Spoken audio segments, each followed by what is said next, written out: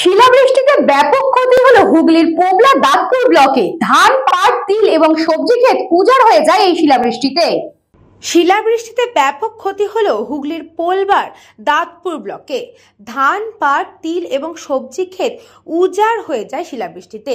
পোলবার আমনান গ্রাম পঞ্চায়েতের বীরেন্দ্রনগর, ডাকাতিয়া ভেরি, নতুন very, ডুবির very, হরিট গ্রাম পঞ্চায়েতের পায়না, প্রেমনগর, মথুরপুর মাঠে ব্যাপক ক্ষতি হয়েছে।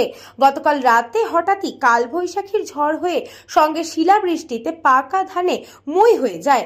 ফলন্ত গাছের শীষ ভেঙে পড়ে। তিল, পাট গাছের ক্ষতি হয় বিঘার পর বিঘা জমির।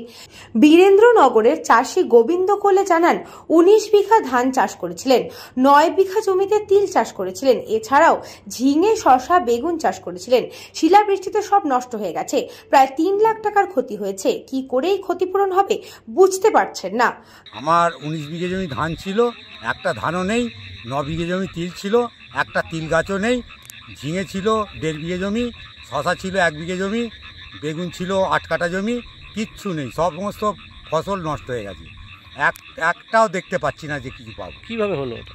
কীভাবে বলতে, যে রাত্রে ঝড় হলো তার সঙ্গে মানে সিল হয়েছে, এত পরিমাণ সিল হয়েছে মানে সে বলা যাবে না, 250, 300, 400 করে সাইজে।